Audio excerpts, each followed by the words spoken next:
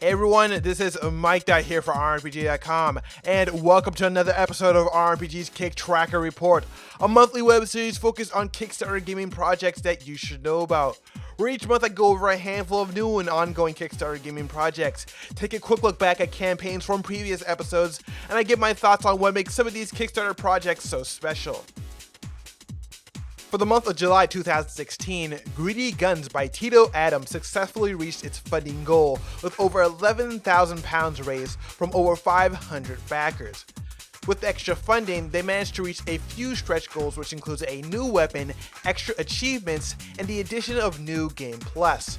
Now with the successful campaign, the team is now focusing on sharing the development roadmap for the game, as well as granting access to the game's beta client for all those that pledge £15 or more. For all those that missed the campaign, however, they've also recently opened late pledges on their official website. Fable Fortune by Flaming Fowl Studios was cancelled recently with $58,000 achieved from over 1,500 backers. Now, however, the cancellation for this campaign is actually very good news because on June 21st, they announced that they managed to secure additional funding for the game's development. Now, while the source of the additional funding is not specified, the team at Flaming Fowl Studios is now focusing their efforts towards releasing a closed beta version of the game via Steam. Now, all those that have access to the alpha build will be migrating over to the closed beta build as soon as it's available, and all those that wish to try out the closed beta but have not pledged to the Kickstarter campaign can do so by registering for free on their official website. KINETIK, the tactical RPG shooter by Hero Machine Studios, unfortunately failed to meet its funding goal with only $33,000 raised from 205 backers. Now, developers have stated that with the failed campaign, they learned a lot about their target audience, as well as interest coming from their non-target audience, because while the game was primarily planned to be released on PC, a vast majority of people that were interested in the campaign but did not pledge were actually console gamers. Which is not too surprising given the popularity of tactical shooters such as Tom Clancy's Rainbow Six series on the consoles. Now with that said, the team at Hero Machine Studios is still focusing on the game's ongoing development and will continue to showcase weekly updates on their YouTube channel and social media pages. For some of our new and ongoing Kickstarter campaigns this month, first we have Xydonia, a retro-style shoot-'em-up from Breaking Bytes Games.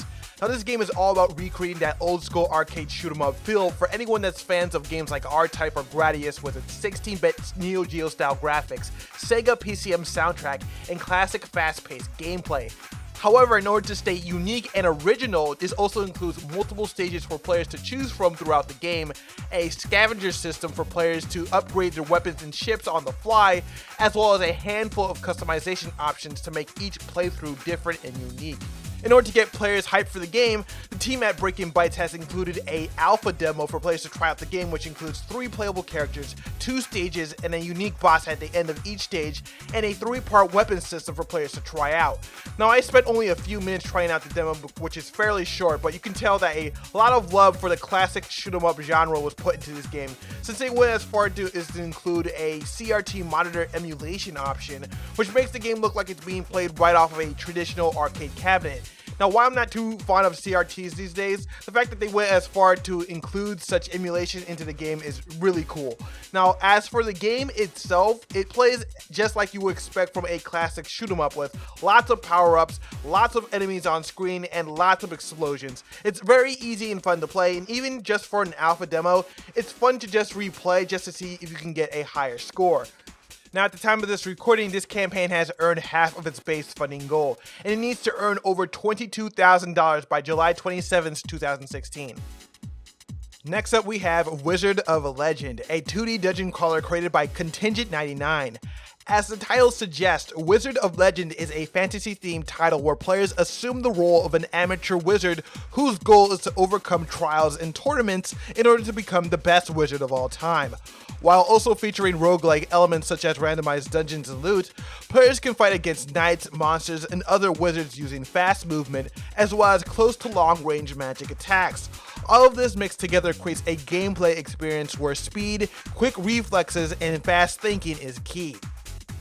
To go with the ongoing campaign, they've also included a short demo called The Museum of Legend, which allows players to get a feel for the game's combat and mechanics within a short 10-minute session. Now, we've seen a ton of roguelike survival games come out like this in the past few months, and even more so with roguelikes that sport this 2D kind of sort of retro look to it, but I think the core gameplay speaks for itself here. Now, enemies are fast and they come at you in rapid speed, so you have to dodge attacks and blast them all away, all while managing your cooldowns for all of your abilities in the process. So when it comes to difficulty, this game is no joke. Even with the last challenge presented in the demo, it took me around 10 or so tries just to survive the last battle, but it was so much fun and so satisfying when I managed to pull it off.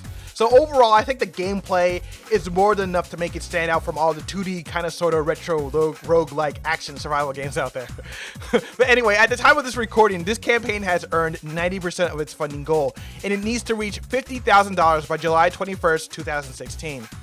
Last up, we have a very special looking title which I think could easily become an indie masterpiece. Now, Pray for the Gods, created by No Matter Studios, is an action survival game set on a frozen island where players assume the role of a lone hero who must destroy gigantic monsters in order to survive. Of course, as if huge-ass monsters weren't enough of a problem, the hero must also survive the harsh winter island itself by scavenging fallen soldiers for supplies, finding temporary shelter, exploring mysterious ruins, all of this and more, set with dynamic weather effects and a day and night cycle system and a unique musical score. Honestly, I don't have many words to say regarding how amazing this game looks. From the visuals and the scope and the scale of the monsters, it reminds me so much of Shadow of the Colossus and other Team Ico games. Now, from what I've seen in the preview videos, the gameplay looks to be very tense, and the monsters themselves look like they'll be amazing to fight against. So if the survival aspects of the game turn out to be as good as the combat and the monster battles themselves, I think this game will be a done deal. The game looks so good that I'm actually kind of skeptical that all of this is being powered by the Unity 5 engine, and the game itself is being developed by only 3 guys. I mean, an indie game only being made by 3 guys, but it has AAA quality written all over it. Really, I just want to try this game out for myself as soon as possible. I'm really hoping that they'll release a public demo at some point. Now, at the time of this recording, this campaign has earned half of its funding goal, and it needs to reach $300 by August 6, 2016. And that's all the time I have for this news recap. So if you'd like to learn more about the games featured in this video, just check out the links in the description below. But as always, don't forget to rate, comment, and subscribe for next month's recap. This is Mikedot saying over and out.